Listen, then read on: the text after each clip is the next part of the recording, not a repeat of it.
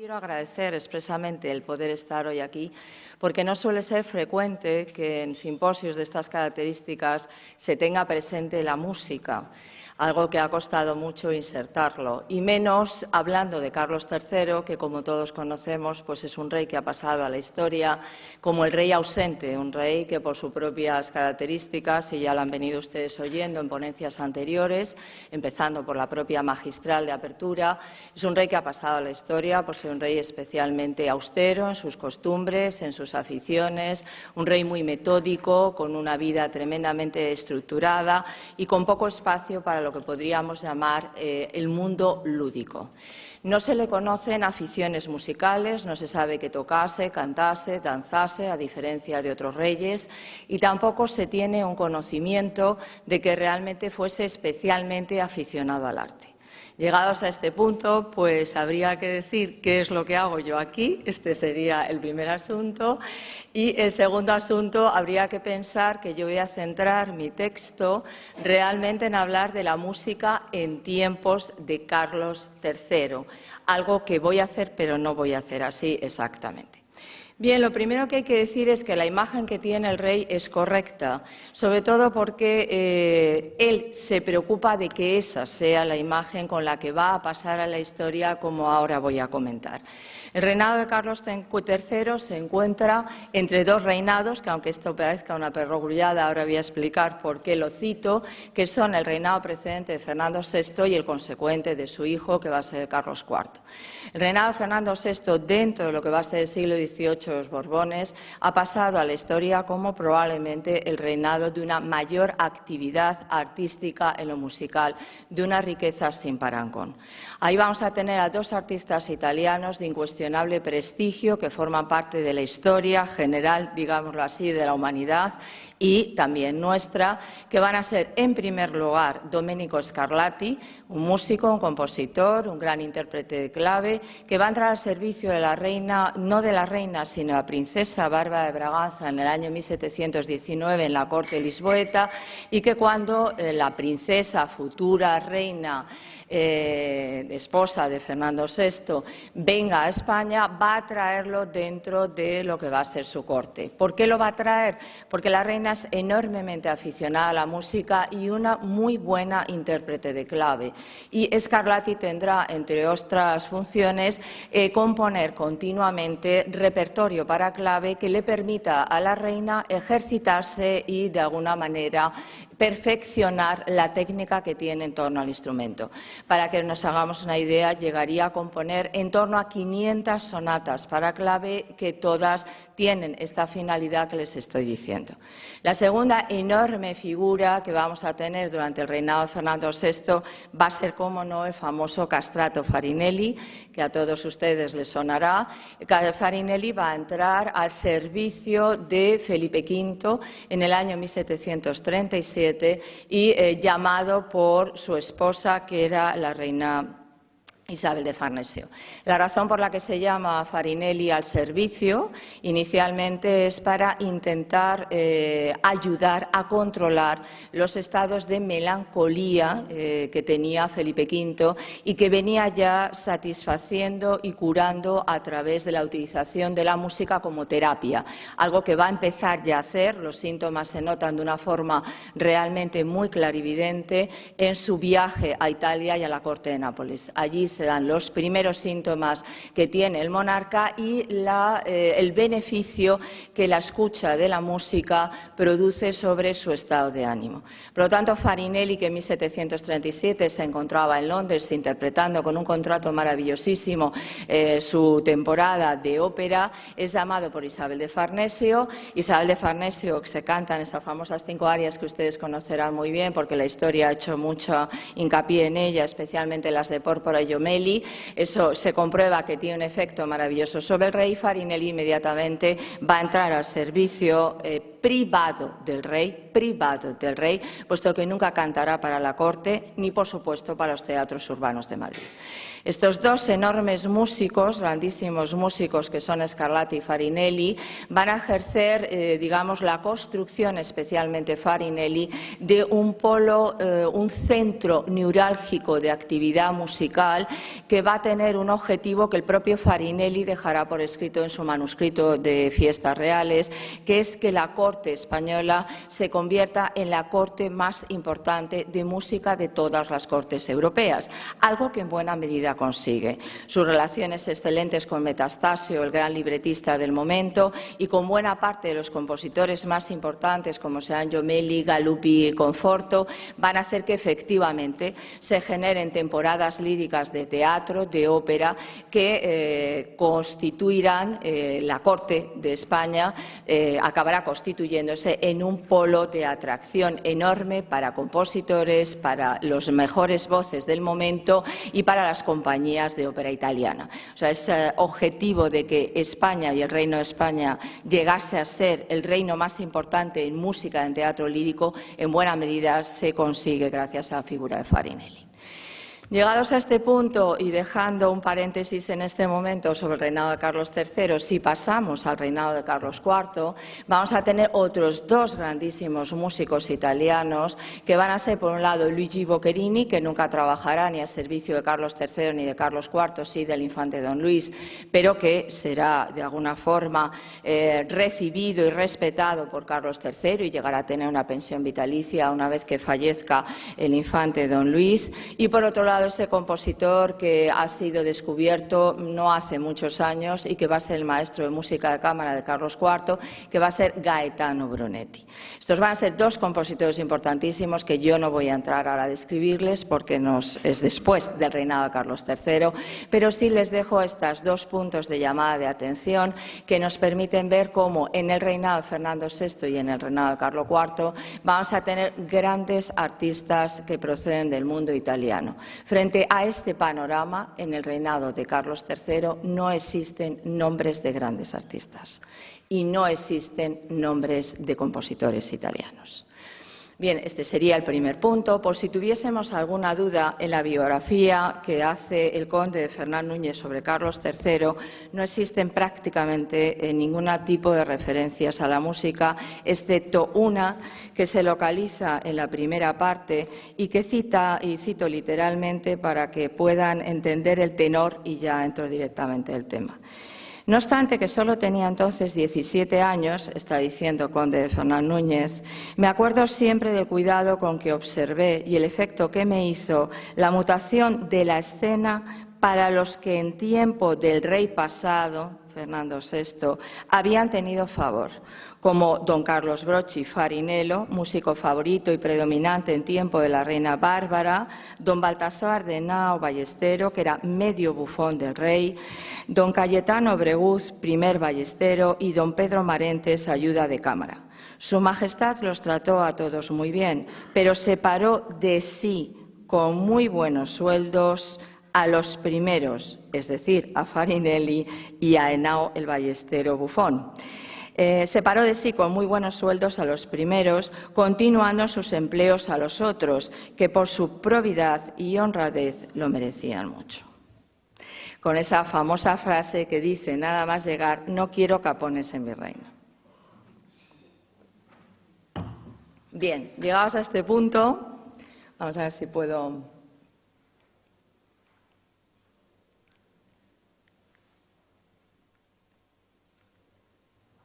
Parece que no pasa. ¿Quizás con el otro?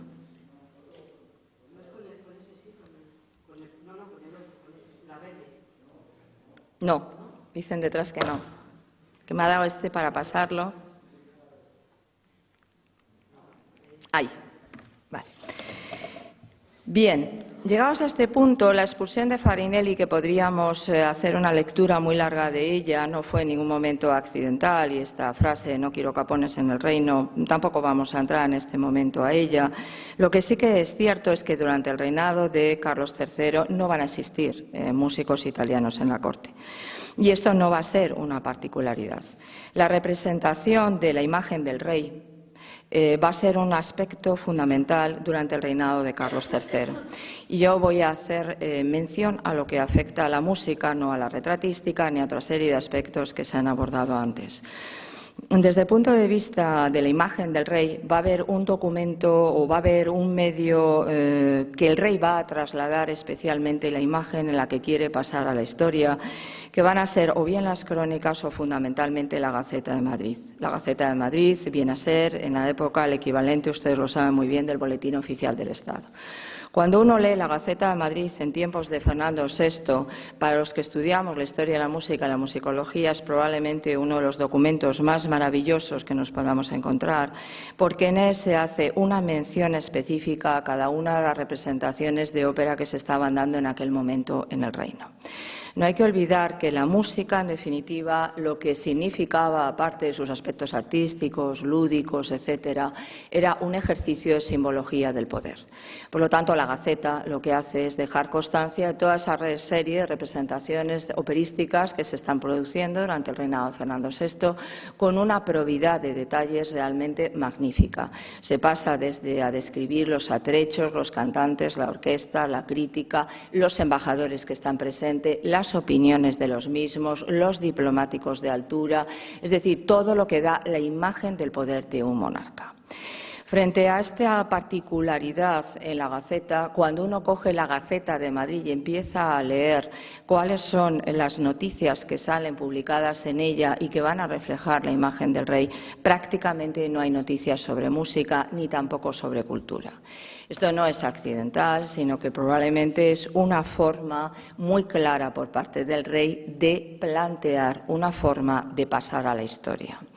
Y esto es así, se va a mantener a lo largo de todo su reinado y va a tener, ya les voy a poner un ejemplo muy puntual que les va a dar mucha claridad, va a tener un ejemplo muy concreto en lo que van a ser los dobles desposorios que se van a producir en el año 1785, las bodas de Estado con Portugal, de la infanta Carlota Joaquina, la hija nieta de Carlos III, la hija de Carlos IV y María Luisa de Parma, y por otro lado lo que va a ser el infante don Gabriel con doña Mariana Victoria. La primera se casará con el futuro Joao VI. Bien, para la celebración de esas bodas, que se van a producir tanto en Lisboa como en Madrid, lógicamente, el encargado de representar a la diplomacia española va a ser precisamente el conde de Fernán Núñez. Y el conde de Fernán Núñez, para la celebración de los desposorios en Lisboa, tramará toda una serie de festividades, de festejos religiosos y de festividades precisamente que tengan que ver con representaciones de la ópera. Todo monarca, cuando se casaba, obligatoriamente desde la tradición de los Austrias, llevaba el estreno de una ópera, de una zarzuela histórica. Esto entraba dentro del protocolo real, era obligatorio. No había ahí opción, era una forma de representar la magnificencia real y el acto de la boda de Estado que en ese momento se estaba produciendo.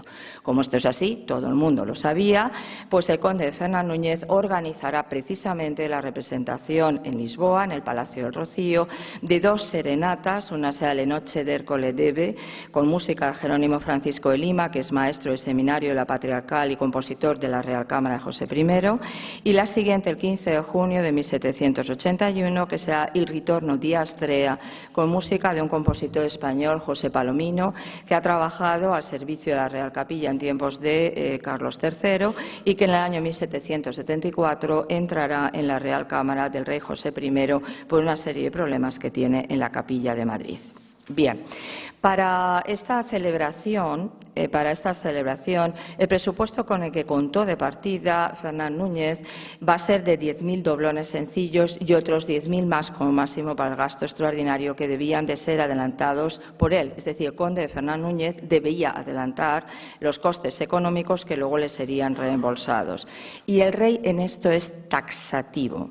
Deben de hacerse las fiestas con todo lo que se debe a su real persona, pero es su voluntad que no haya mucho dispendio, en consonancia con el carácter que imprimía los desposorios, y cito literalmente, mediante que el estado de nuestras cosas pide se observe la mayor economía para ocurrir a otros objetos importantes de la corona y al pago de sus deudas. En 1785 el rey está diciendo exactamente lo mismo que va a decir nada más subir al trono a través de la Gaceta de Madrid. No quiere ninguna vinculación con la música, ninguna vinculación con la cultura en general que permita una continuidad de la imagen que ha tenido Fernando VI, en el que es evidente que el derroche económico que se ha producido en torno en particular a la música ha sido absolutamente desbordante, como no se había producido ni antes ni se volverá a producir después. Requiere fijar una ruptura taxativa con lo que ha sido el reinado anterior y pasar con una imagen a la historia que sea la de un rey preocupado por los asuntos de Estado, por las necesidades de sus súbditos y no tanto por el disfrute personal a través de las representaciones de un teatro. Por si hubiera alguna duda con esto, que figura, por supuesto, en la Gaceta de Madrid, cuando los desposorios se celebran en la corte española, a pesar de la trascendencia política que tenían a ser desposorios de Estado, Carlos III ordenan que se celebren en la más absoluta intimidad, con discreción y modestia. El ayuntamiento tenía por praxis, siempre porque estaba así legislado además, que en ocasiones precedentes, además de erigirse arcos triunfales, decoraciones en plauciolas y fuentes, bajo los diseños de Ventura Rodríguez, director de la Real Academia de Bellas Artes, el rey dispuso que se eliminase toda la ornamentación planificada, que ésta se limitase a iluminar la Plaza Mayor y que el camino por donde debía pasar la comitiva desde el Hospital General Atocha en la entrada pública, para cuya ocasión se había compuesto un Te Deum por el maestro de la Real Capilla de Antonio Eugena. Prohibirá igualmente que se den 3 días de fiesta, como era lo normal, y que esto se limite a un único día, porque considera que este tipo, digamos, de licencias y de incidencia no aportaba nada realmente a la vida de lo que eran sus súbditos, que estaban muy necesitados de otro tipo de actividades. No obstante, el aparato regio dejó su huella, como no podía ser de otra manera, en la Gaceta de Madrid, bajo el título Noticias de las funciones y fiestas que en Madrid se celebró por el desposorio de la Serenísima Infanta doña Carlota Joaquina, hija de los Serenísimos Príncipes de Asturias y nieta del rey católico Carlos III, con el Serenísimo Infante don Joao, hijo de la reina fidelísima de doña María. Bien, el folleto fue traducido además al portugués y a partir de ese momento se pone en marcha toda la maquinaria regia para dejar, por si había alguna duda, constancia de lo que habían sido estos desposorios y de la importancia que habían tenido desde el punto de vista histórico. Para ello se le encarga al duque de Almodóvar, mayordomo mayor de la infanta Carlota Joaquina, que en el viaje a Portugal y posteriormente en el viaje de Portugal con la infanta Mariana Victoria, escribiese unas memorias en 1787 que recogiesen lo que había sido toda la actividad y que fueron publicadas por iniciativa de la Real Academia a la Historia bajo el título de Memorias históricas de los desposorios, viajes, entregas y respectivas funciones de las reales bodas de las serenísimas infantas de España y Portugal, la señora doña Carlota Joaquina y la señora doña Mariana Victoria en el año 1785, con una advertencia al lector. Pareció a la Academia y al rey muy conveniente que el público se hallase auténticamente instruido de unos sucesos de que suele perderse la memoria y cuya recopilación, además de ser digna de curiosidad, es sumamente útil en lo sucesivo. Es decir, el sentido y el paso a la historia. Esta imagen del rey, que va a quedar fijada desde el primer momento, va a tener unas consecuencias muy directas en la música, en la medida en la que buena parte del desarrollo de la música lo que genera son espacios de sociabilidad. Y el rey, un rey viudo sin favorita, se encuentra en una situación muy incómoda para esa sociabilidad, que siempre requería de la presencia de una mujer convencionalmente, y por otro lado porque este planteamiento inicial de pasar a la historia como hombre de Estado desvinculado de todo lo que había sido los excesos en torno a la música que se habían producido durante el reinado de su hermanastro Fernando VI, van a ser un punto esencial. A partir de aquí, y dado que no voy a entrar a hablar de la música en tiempos de Carlos III, para eso pueden consultar ustedes un libro espléndido que escribió en el año 1988 Antonio Gallego sobre la música en tiempos de Carlos III y que habla de lo que se hacía en música en tiempos de Carlos III con la ausencia total del rey, porque este es el problema. Yo voy a empezar a plantearles ahora qué es lo que hace este rey o qué es lo que He tenido que analizar para comprobar cuál es la figura y debo decirles, ya que están presentes los dos directores, bueno, directora y coordinador del Congreso, pues que no ha dejado de ser un reto realmente difícil ver qué es lo que este rey aporta en términos de este sentido. Bien, ahora les voy a dar la conclusión porque realmente considero que Carlos III, en su sentido de hombre de Estado y de hombre que busca pasar a la historia, de alguna forma que es consciente del valor de la historia, legisla y fija los elementos fundamentales de la identidad musical de la nación española. Eso es lo que yo ahora voy a demostrar. Bien.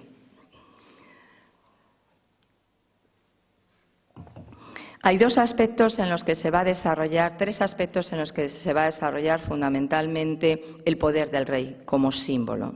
La Real Capilla, el ejército y el aspecto de la creación en torno a la ópera, de la que ya hemos hablado por su trascendencia en el reinado de Fernando VI. Bien, lo que tienen ustedes en pantalla es la Real Capilla que va a recibir Carlos III, heredada de Fernando VI.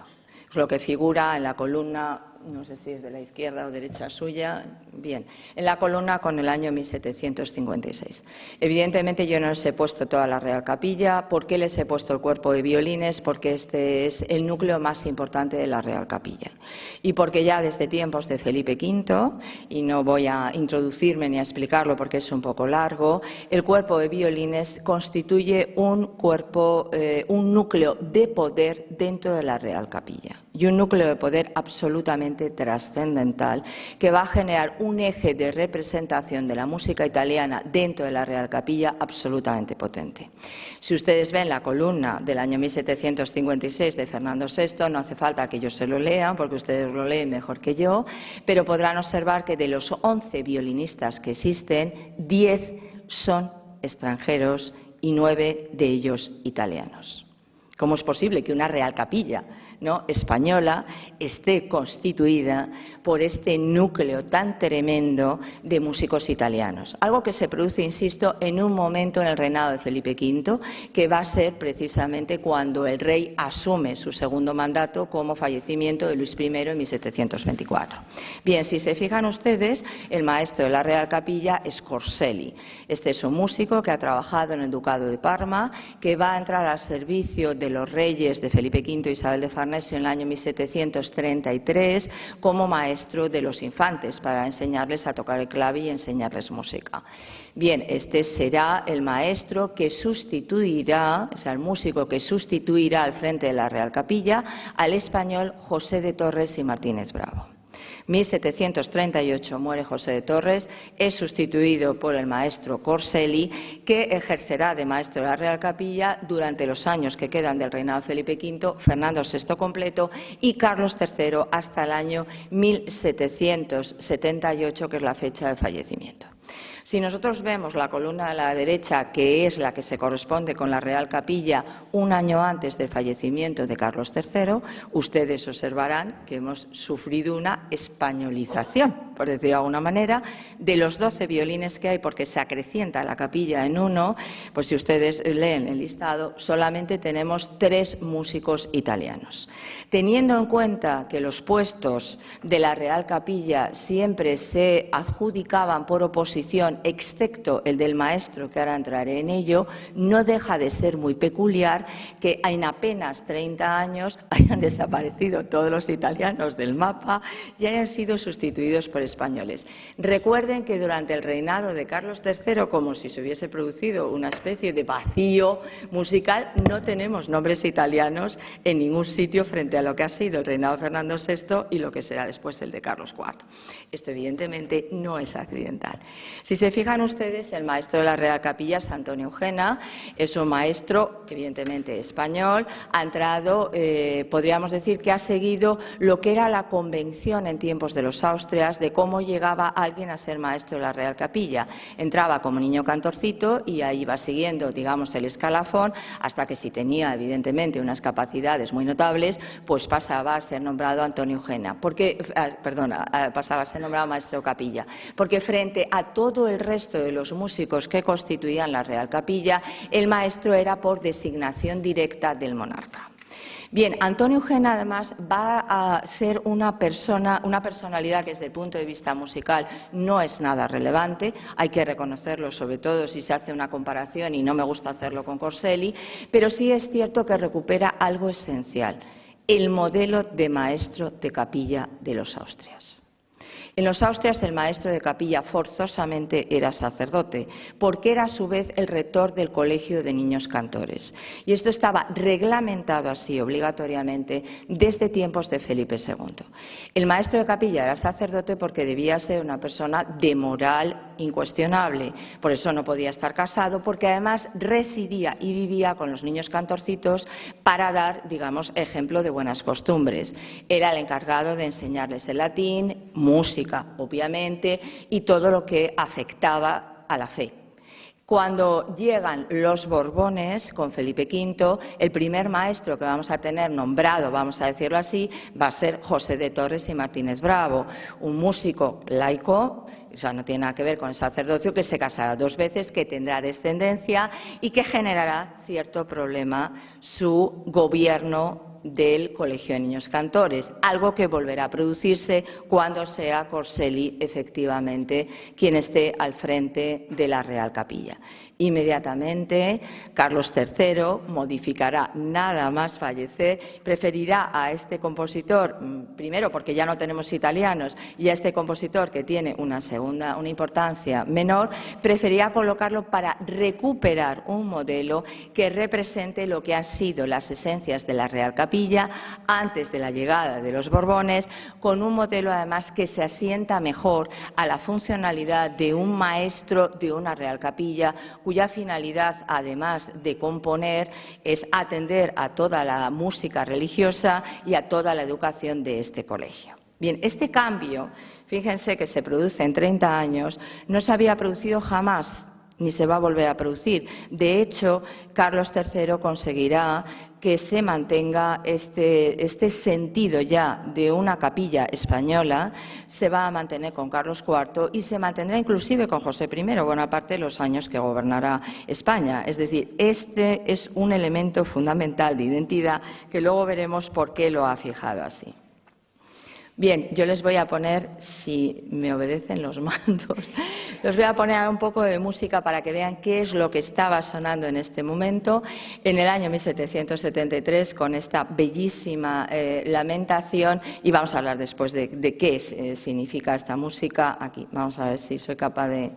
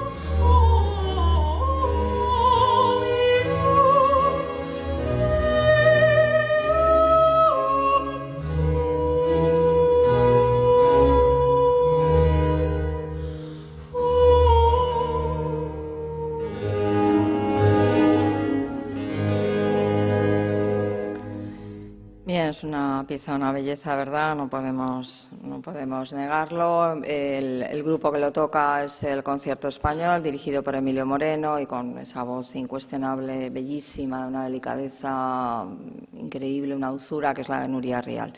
1773, aquí tienen la partitura, se conserva en el Archivo General del Palacio, está sin editar. Si nosotros cogiésemos obra de Corselli a partir de este momento, esta es una música tremendamente italiana, pertenece al momento, bueno, pues del momento de la Semana Santa, porque, bueno, lo sepan ustedes, ha estado sonando un clave, en Semana Santa no podría sonar el órgano, estaba prohibido. Pero bueno, si ustedes lo han oído, esto es una música que recuerda muchísimo al mundo italiano. Esto es lo que está escuchando en estos momentos Carlos III dentro de su Real Capilla, pero si nosotros empezamos a coger las propias obras que empieza a hacer Corselli en este momento y que lamentablemente no había grabación, por eso no se lo he podido traer, fundamentalmente en el campo de los villancicos, observamos como ya empieza a haber una especie de compatibilidad o de hibridación entre música italiana y elementos que empiezan a incorporarse en la música española. Porque uno de los efectos que sí que había tenido la pervivencia de un italiano como era Corselli durante tantísimos tiempos al frente de la Real Capilla, pues era evidentemente una italianización de la música absolutamente abrumadora. Sobre este punto, Tomás de Iriarte, en la fábula, bueno, en su poema La música, que editará en el año 1780, hará mucho hincapié sobre la trascendencia que tenía la Real Capilla y sobre el sistema de elección de los músicos, cómo se producían a través de oposiciones, a diferencia de lo que sucedía en el resto de las cortes europeas. Hace precisamente mucho hincapié en este aspecto porque, entre otras razones, aunque eso es una verdad a medias, sí que hace hincapié porque hay todo ese proceso que luego lo vamos a ver porque Iriarte lo va a seguir contando en su poema de una forma muy inteligente, lo va a seguir contando cómo se está produciendo ese proceso de cambio dentro del periodo del gobierno, del reinado de Carlos III, porque evidentemente hay una incentivación de muchos aspectos y legislación y cambio que se están produciendo gracias a la figura de Carlos III. Bien, el segundo campo de actuación fundamental en el que el rey va a intervenir y que no puede ser otro, y se lo podrán imaginar ustedes, pues va a ser en esa maravillosa obra que es lo que ven ustedes aquí, el libro de las ordenanzas de los toques de pífanos y tambores que se tocan nuevamente en la infantería española, compuestos por don Manuel Espinosa en 1761, que es ese famoso manuscrito que luego será impreso años más tarde y que contiene los toques de guerra. Dentro de estos toques de guerra, que es así el título que luego va a tener impreso, va a tener nuestra marcha granadera, el precedente de nuestro famoso himno real. Bien, hay que decir que la marcha granadera, el intento de redactar unas ordenanzas generales que reemplazasen y de alguna forma ordenasen todo este espacio, ya se había producido en tiempos de Fernando VI, no es una innovación de Carlos III, a propuesta del marqués de la Ensenada, que es el secretario de Guerra y uno de los grandes reformadores. Las primeras sesiones de trabajo van encaminadas porque hay una intención de generar un libro de ordenanzas, fundamentalmente porque la pluralidad de ejércitos que tenía el Reino de España y la pluralidad de toques musicales que tenían cada uno de ellos, que cada uno tenía los suyos individuales, hacía que, llegado el momento del campo de batalla, fuese difícil compaginar y coordinar todos esos toques para dar, en definitiva, las órdenes de mando. Esto va a llevar a esta necesidad en un momento de legislación importante. Bien, todo el proceso de intento de fijación de esta especie de toques de guerra propuesto por el marqués de la Ensenada como secretario no van a llevar a un buen final, no van a llevar a que realmente se pueda hacer absolutamente nada. Los informes que se le van a solicitar, por un lado, al marqués de la Mina y, por el otro lado, al marqués de la Mina y, por otro lado, a Sebastián Eslava y Lazaga, no acabarán llegando a tiempo como para que se pueda elaborar este libro, que no se producirá porque la destitución de Ensenada en 1754 propicia que tanto el proyecto quede absolutamente arrinconado en la Secretaría de Guerra. Va a ser la nueva Junta nombrada por Carlos III, nada más llegar en el año 1760, es de las primeras cosas que va a hacer en términos de lo que estamos hablando hablando de legislar, el que va a establecer nuevamente estas ordenanzas de 1761, incorporando en el apartado de toques militares la marcha granadera. Estos serían digamos, todos los toques que va a introducir en los toques, todos los que van a estar presentes, van a estar presentes como los toques fundamentales del Ejército español. Bien, este cuaderno, este borrador de trabajo que se le será encargado a Manuel de Espinosa por el ayudante general de Infantería, Martín Álvarez Sotomayor, cumplía el objetivo de presentar una propuesta unificada de toques militares a la Junta de Ordenanzas con el fin de que estos, una vez aprobados, pudieran ser tomados como modelo e interpretados por todos los cuerpos de infantería. Solo así se justifica la escasa presencia que va a tener este manuscrito que hoy en día se conserva en la Biblioteca Nacional de España. Bien, para que nos hagamos una idea, el cuerpo de granaderos en el año 1731 es el cuerpo más importante. Estaba constituido en aquel momento por 113 granaderos que iban a caballo, entre los que figuraban un tambor mayor, 4 tambores y 6 oboes que constituían ya una pequeña banda militar, y que esto no sucedía en otros de los cuerpos de infantería que se presentaban, digamos, dentro de lo que era el proyecto que se estaba presentando en estos momentos. Bueno, al final el manuscrito será aprobado no en el año 1761, como en principio se presenta el borrador, sino años más tarde. El rey Carlos III pidió que esto se reformase en algunos aspectos, se instrumentase que va a ser la función que va a hacer la segunda función Manuel Espinosa, y el 14 de mayo de 1769 Carlos III da orden al conde de Aranda para que ya se imprimiesen estos ejemplares ya en formato realmente impreso, y eso diese lugar a que se produjese una edición que pudiese repartirse por todos los cuarteles como el libro maestro que representaba los toques de guerra que debería tener el ejército español.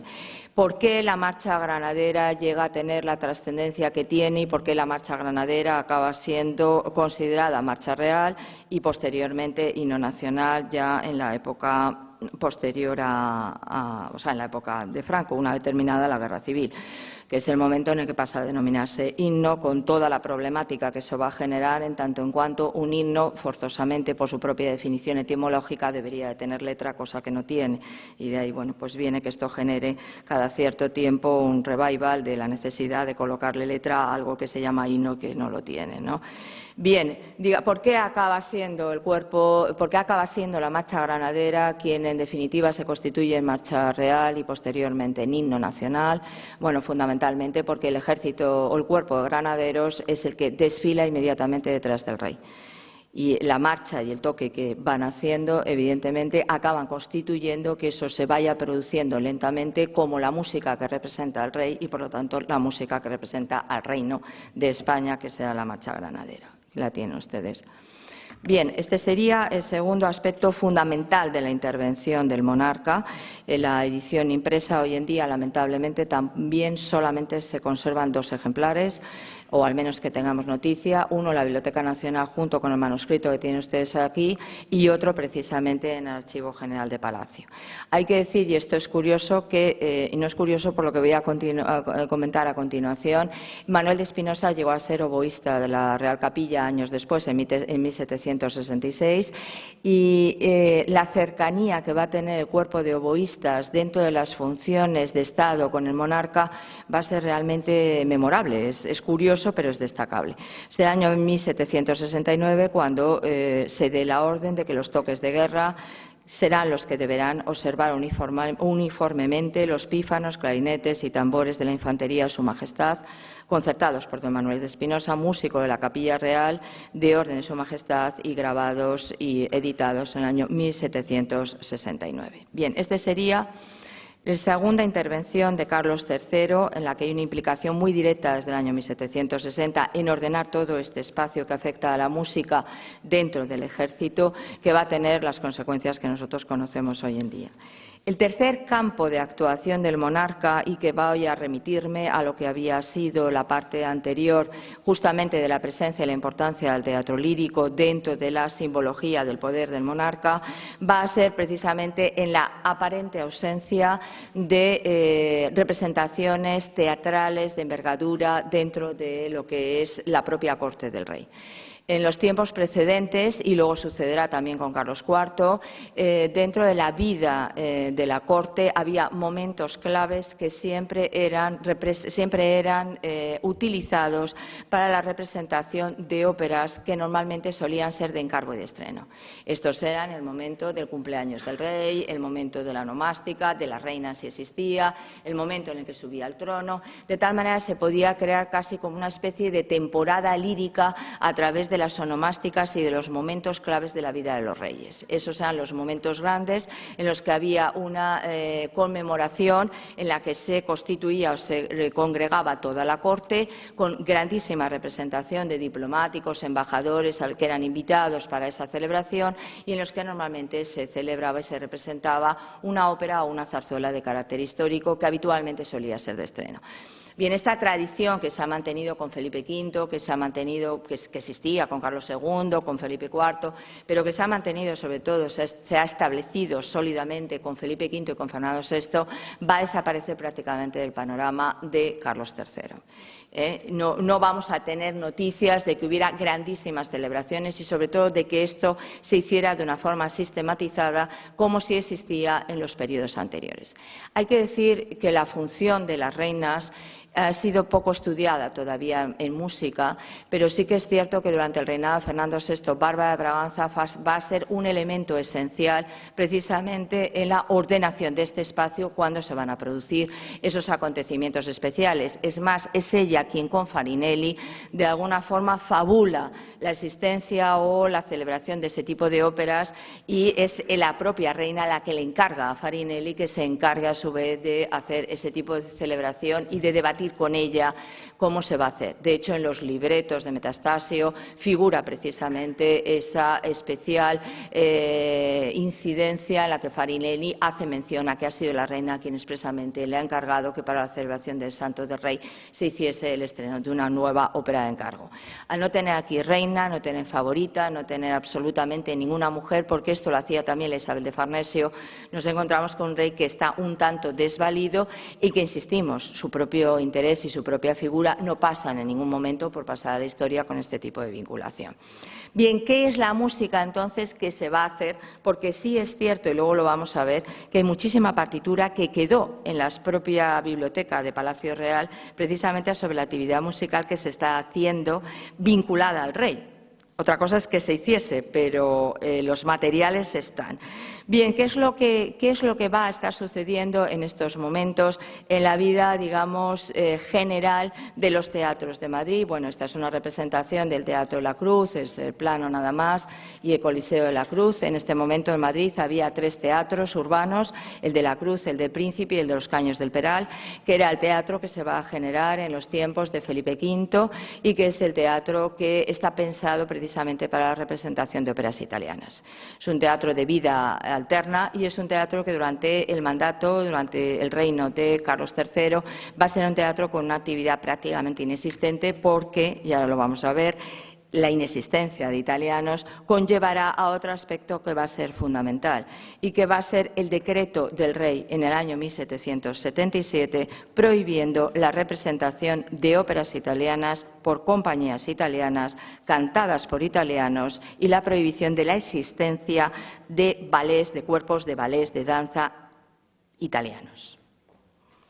Es decir, la desaparición de lo italiano y el proceso paulatino de españolización en este recorrido, ¿no?, de generar elementos de identidad musical en la construcción de la nación va a ser uno de los elementos fundamentales del reinado de Carlos III. 1777 la prohibición, 1787 ya penúltimo año de la vida del rey, empieza a notarse una cierta aparente apertura que va a consistir en que algunas de las compañías de teatro, fundamentalmente la Eusebio Rivera, empieza a representar óperas, si bien son óperas italianas, traducidas al español, representadas por compañías españolas y cantadas por cantantes españoles.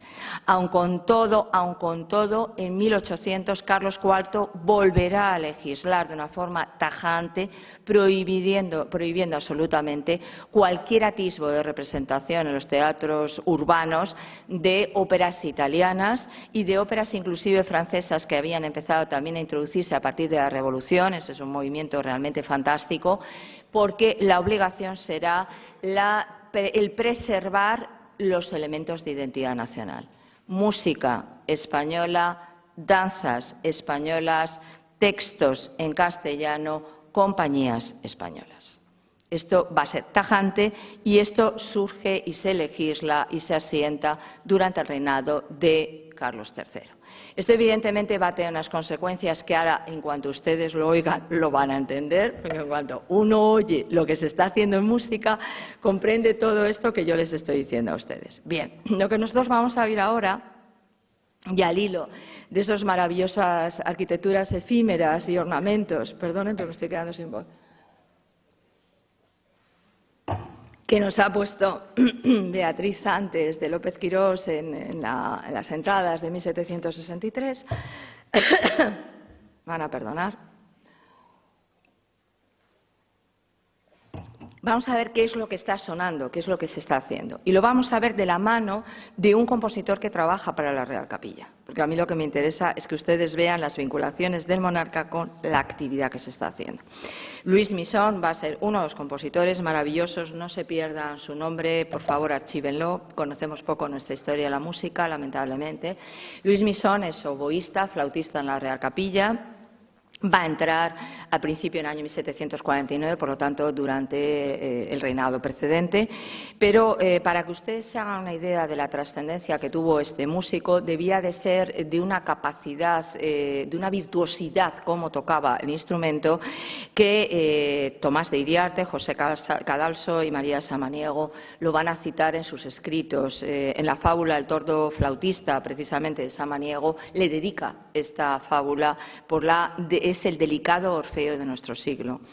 Y les cito, el principio nada más hace una especie de comparativa entre la belleza del canto de los pájaros y la capacidad de la belleza el virtuosismo de Louis Misson cuando tocaba la flauta, cuando tocaba el oboe. Era un gusto el oír, era un encanto a un tordo gran flautista, pero tanto que en la gaita gallega o la pasión me ciega, o Misson le llevaba siempre 1000 ventajas. Cuando todas las aves se hacen rajas saludando a la aurora y la turba confusa charladora le canta sin compás y con destreza, todo cuanto le viene a la cabeza suena a Misson. El flautista empezó, cesó el concierto. Los pájaros con tanto pico abierto oyeron en un tono soberano las folías, las gaitas y el villano. Y así continúa realmente una fábula maravillosa como no tiene ningún otro músico en estos momentos.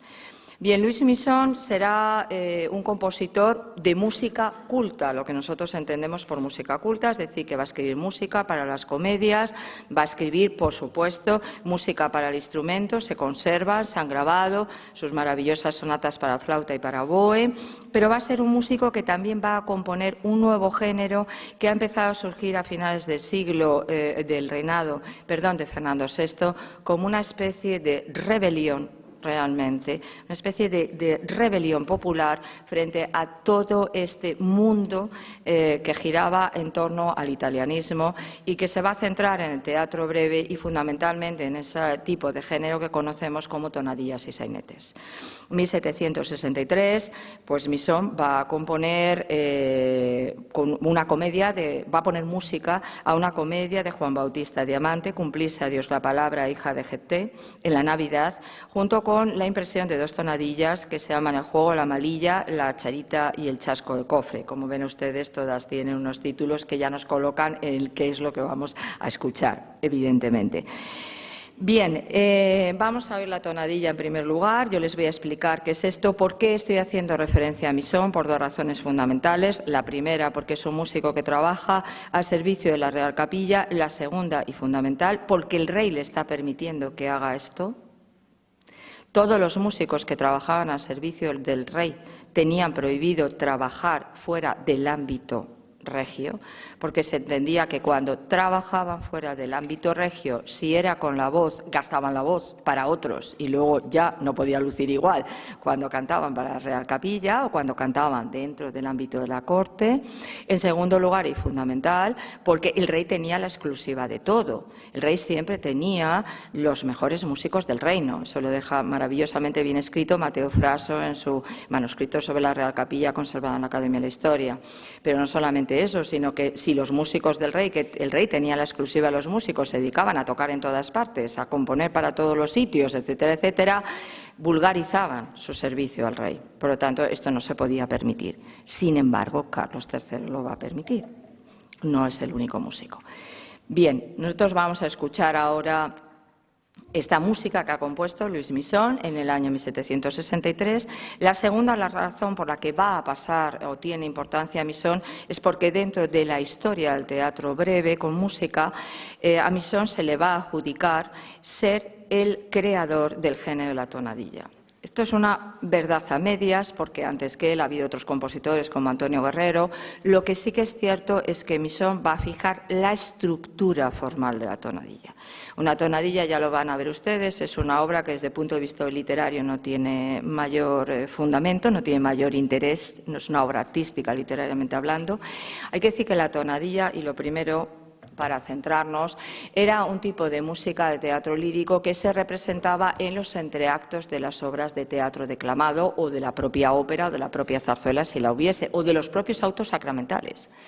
Es decir, que primero se escuchaba el primer acto de la comedia o del drama o de la tragedia declamada, a continuación la tonadilla cantada, a continuación el segundo acto de la comedia, tragedia, etcétera, a continuación la tonadilla y a continuación el tercer acto. Esa es la tarde de teatro normal. La tonadilla siempre tenía que ser de nueva invención, lo que significaba que los compositores estaban continuamente generando obras para los dos teatros urbanos de Madrid, Cruz y Príncipe. Y la tonadilla tenía una fundamentación, que era trasladar las noticias más importantes que en ese momento se estaban produciendo, con dos asuntos que estaban en cierto modo prohibidos. La crítica a la nobleza y a la monarquía, obviamente, y la crítica al estamento eclesiástico, aunque ahí esto es un poco más liviano. ¿Qué cuenta la tonadilla? Todo. La tonadilla va a contar desde la llegada de la lotería, la inserción de la peseta como cambio de moneda.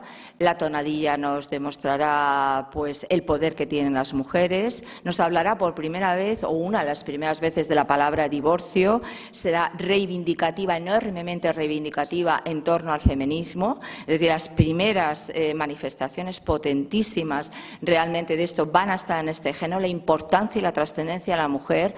Muchas de las, digamos, de los directores, para que nos podamos entender, de las compañías van a ser mujeres, desde la María Lazbenán a otras que serán absolutamente apabullantes. Una Lazbenán será la introductora realmente y la programadora, porque su función era programar lo que se iba a interpretar en los teatros, y será la gran introductora de todo el teatro francés, una mujer impresionante, la María Hidalgo, podríamos empezar a citar nombres y no acabaríamos. Es decir, que el teatro se va a convertir en lo que afecta al género breve, en un mundo maravilloso de reivindicación de las mujeres y de poder, de espacio de poder realmente de las mujeres, que van a controlar mucho de lo que aquí está pasando y del gusto, realmente del gusto social en torno a ello, porque son a su vez grandes cantantes, grandes artistas que conectan inmediatamente con el público pasa a formar parte de esa representación teatral porque se establece un diálogo entre ambos.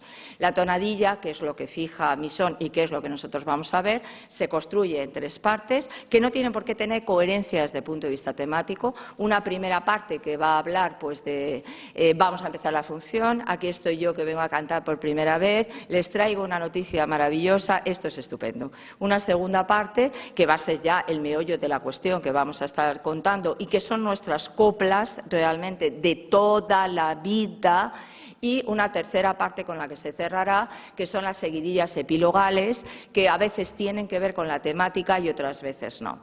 Fíjense ustedes, 3 partes, Mi son, 1763, un título que se llama El maestro de baile. Este disco que ven ustedes aquí fue el resultado de un proyecto de investigación, de varios proyectos de investigación que tuve el gusto de dirigir en un determinado momento. Este disco fue grabado por una discográfica francesa, K617, obtuvo los premios de la crítica internacional que ustedes ven abajo, el Recommandé par Clásica, que es el tope de lo que se puede recibir, el Dix de Repertoire y 4 Choc d'Or frente a 5. Fue el descubrimiento de una auténtica revolución de la existencia de un tipo de música que se desconocía en aquel momento y que representa, y ahora lo vamos a ver porque lo que quiero es que la escuchen, luego hablaremos de ello, lo que es la identidad. Lo que van a escuchar ustedes, no lo voy a poner entero, dura 9 minutos porque ya ando con el tiempo un poco tasado. Lo que van a escuchar ustedes son una pieza de música que pasa rápidamente y lo que van a ver son cambios como de cuadros escénicos en los que por un lado vamos a escuchar seguidillas, por el otro lado vamos a escuchar coplas, por el otro lado vamos a escuchar un minueto francés y por el otro lado vamos a escuchar música italiana. Es esta especie de suma de elementos que genera realmente una especie de hibridación en la que al final lo que predomina, y lo van a ver ustedes porque mi son es la inteligencia personificada, el sentido de que estamos escuchando música española. Bueno, voy a ver si me hago con los mandos, les va a ir pasando el texto para ver si lo podemos seguir. El disco fue grabado con el Ensemble Lima, un grupo residente en Suiza, y quien lo interpreta en este momento, el maestro de baile, pues es Teresa Lavilla, que es la hija de Teresa Berganza, Cecilia Lavilla Berganza, porque quisimos contar con la gran Teresa, pero en aquel momento no podía ser, porque ella amaba este repertorio, aunque nunca lo ha cantado ni lo ha grabado. Y lo que cuenta el maestro de baile es una cosa inocente, como podrán imaginar, pues es un maestro que da clases a una dama de la corte que viene, que la quiere galantear, ella también quiere, los dos están así, y al final, bueno, pues claro, esto es una escena feliz, como no podía ser de otra manera, porque la tonadilla siempre es feliz. O sea, esto también es un punto fundamental. Vamos a ver cómo me hago con esto. Vale. Un poquito más alto.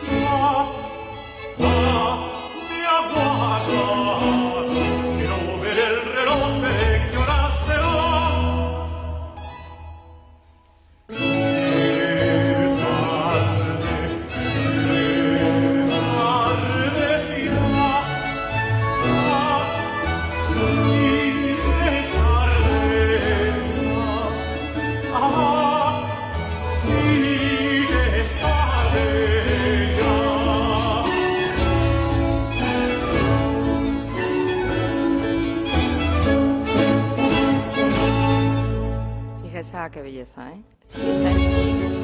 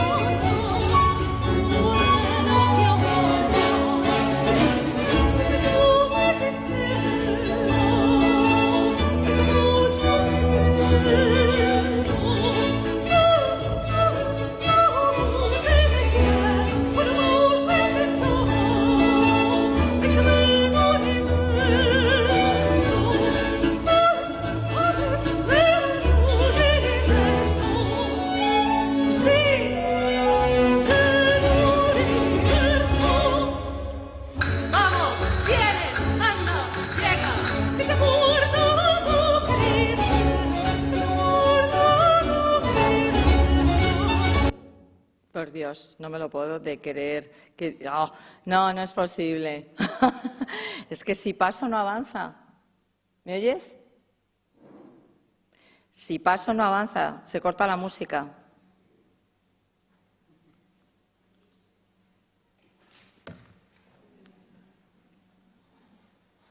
Lo siento. O sea, si yo, ¿no ves? No puedo avanzar.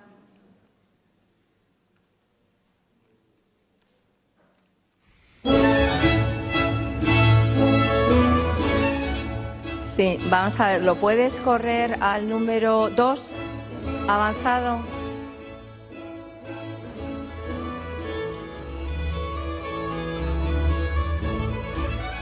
No, vamos a ver, puedes coger el track 2 avanzado. Yo no puedo tocarlo, si yo lo toco, si yo avanzo el texto, se para la música. El 2, el track 2.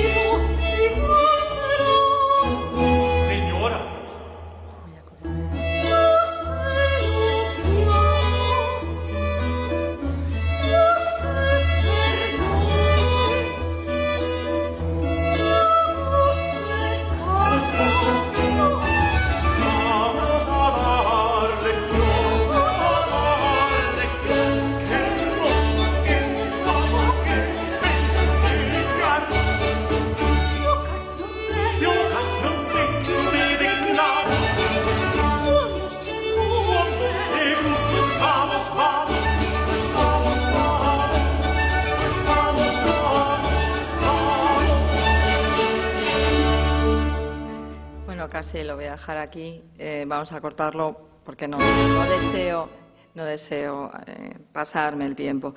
Bien, 1777, el año de la prohibición de cualquier cosa que fuera italiana, Tomás de Iriarte, en su epístola segunda a Cadalso, el 8 de julio, precisamente hacía reivindicación sobre el género de las tonadillas, algo a lo que volverá en el poema La música, 1779, en una ficticia conversación con el famoso compositor italiano Jommelli, en el que precisamente reivindica la tonadilla como representación de la nación española. En la segunda mitad del siglo XVIII, España entra por fin en esa especie de lugar de llegada dentro del mapa europeo en los viajes que hacían los jóvenes nobles en su proceso de completar su formación, si bien es cierto que en un circuito secundario, no en el Gran Tour, ¿no? El esfuerzo realizado por modernizar el país, especialmente durante el reinado de Carlos III, empezaba a dejarse sentir, aunque era evidente que en infraestructuras, alojamientos, alimentación todavía dejaba mucho que desear. El concepto de nación empieza a surgir en las narraciones de los viajeros a partir de los años 1760. No se habla del Reino de España, se habla de la nación de España y se habla de la música nacional y del ballet nacional. 1765, por ejemplo, un anónimo viajero vendrá a decir, hablando de España, su ciencia música se reduce a las seguidillas que no hemos podido escuchar, son esa especie de coplas que cantan con acompañamiento de guitarra. El baile nacional es agradable. Se conocen dos, el fandango, que es un baile grave, galante y muy expresivo. Ustedes lo recordarán por el Don Giovanni de Mozart y la famosa aria de las amantes de Leporello. Es esto, nuestro fandango metido ahí. Seguidillas y fandango construirán nuestra imagen fuera de España, serán inmensamente utilizadas. Las seguidillas son un baile menos, dice el fandango. El baile nacional es agradable. Se conocen dos, el fandango, que es un baile grave, galante y muy expresivo, mezclado con movimientos lascivos y poco decentes. No puedo entrar en esto. La seguidilla es un baile menos serio, acompañado de canciones. Esas dos danzas tienen muchas gracias. Los pasos no son tan vivos ni saltarines, consisten en balanceos y movimientos del cuerpo. Pero 1787, se citaba aquí, François de Bourgoin ahondaba en estas ideas en su Nouveau Voyage en España o Tableau de l'état actuel de cette monarquie. Uno de los artes que más gustan a los españoles es la música. Cultivan este arte con éxito, aunque su música nacional no ha hecho grandes progresos. Lo único que tiene carácter propio son las pequeñas composiciones conocidas por tonadillas y seguidillas, producciones agradables, aunque a veces su monótona modulación prueba que el arte de componer todavía tiene mucho que desarrollarse en España. A este segundo aspecto se añadirán, es decir, tonadillas, seguidillas, boleros, fandangos, junto con la guitarra, acabarán siendo elementos que representan la identidad nacional. Esto se construye durante el reinado de Carlos III. La inexistencia de música italiana en los teatros, la inexistencia de grandes compositores italianos y esta permisividad y apoyo a este tipo de repertorio van a hacer como consecuencia que el reinado de Carlos III fije una serie de elementos esenciales en torno a lo que es la música española. Lo comentaba ayer en la cena, cuando Glinka venga a España, uno del grupo de los 5, precisamente en la década de 1840, y escriba esas maravillosas cartas a su madre, le dirá: España es diferente. Y es diferente por su sol, es diferente por sus gentes, es diferente por su folclore. La fijación del folclore como elemento de identidad nacional se estipula y se asienta durante el reinado de Carlos III. Y para terminar, simplemente voy a comentarles que en 1763, que es cuando nosotros escuchábamos esto, Nifo escribía en el Diario Extranjero, para que se hagan ustedes una idea, la vida es sueño de Calderón de la Barca, también representada por parte de los representantes, ha tenido ninguna asistencia de los espectadores. Aquel lo creerá que sepa que ya no se va al teatro por la comedia, sino por las tonadillas, por el sainete y por las danzas nacionales españolas. Si el concepto de nación, según Anderson, y podría haber cogido otros, nace con la transformación secular del siglo XVIII, cuando la idea de civilización reemplaza las ideas basadas en la religión como manera de entender la continuidad histórica, se entiende que se pertenece a la misma nación cuando se comparte la misma cultura, concibiendo la cultura como un sistema de ideas, signos, asociaciones y maneras de comportarse y comunicarse. Es decir, la nación se define como una comunidad política imaginada. De forma que el nacionalista se identifica por voluntad propia con una cultura. Esta cultura construida, compartida, se construye sobre un armazón de productos culturales, como van a ser la literatura, el arte, la historia o la música, que acaban conformando parte de un imaginario colectivo con el que nos identificamos. Los elementos de identidad de la nación española en música, desde luego, fueron fijados por Carlos III. Muchas gracias.